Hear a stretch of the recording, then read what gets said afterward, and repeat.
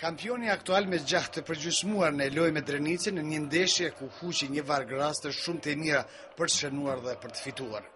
Në anën tjetër, Drenica e përqendruar në kundërzbitje ja doli synimit për të mos psuar. E para në sulm del Trepça për ta sfiduar Drenicën në 2-3 momente, por që rastin më të mirë e pati në minutën e 30.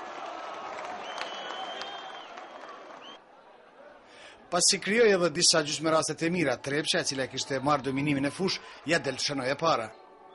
Në minutën e 36, goditje dënimi për Trepçën. Ekzekutues Elvis Osmani, i cili me zgjuarsi sjellën përsi ekipin vendes të përkrahur nga më shumë se 1000 veta.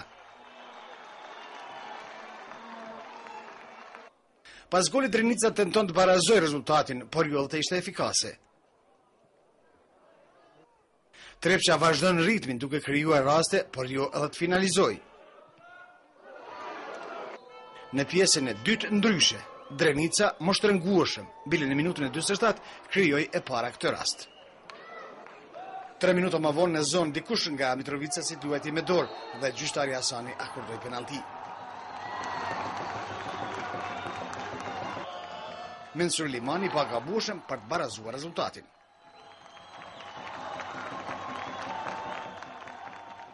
Kampioni vërtitej sa një njerën ashtu edhe në anën tjetër për të gjetur mundësinë e shënimit të golit të dytë.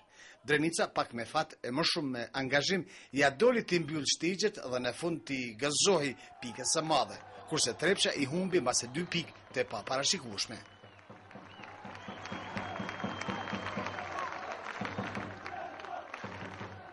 Po unë mendoj se thjesht ky barazim është i meritueshëm për Drenicën sepse ne nuk e kemi merituar fitoren.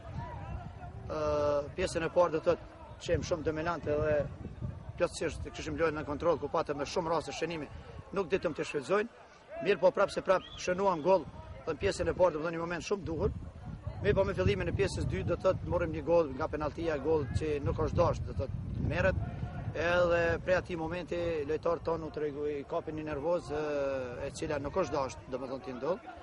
Edhe Drenica prej atij momenti me një përvojë jashtëzakonisht madhe sepse ka një ekip shumë lojtarë me përvojë të cilët ditën ta menaxhojnë atë rezultat. Edhe neve nuk na lanë domethënë që të krijohen raste. Edhe kështu që ne në ato momente deri tër pjesën e dytë do thotë u treguam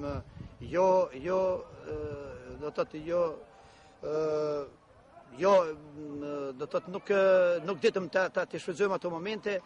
Nuk ishim të rrezikshëm edhe kështu që për mendimin tim Drenica me plot merit fitoi një pikë. Po sa i përket domosdoshmë ndeshjes së sotme, pas që na kemi ardhur vetëm një qëllim, domosdoshmë një qëllim që të kthehemi domosdoshmë me një rezultat pozitiv.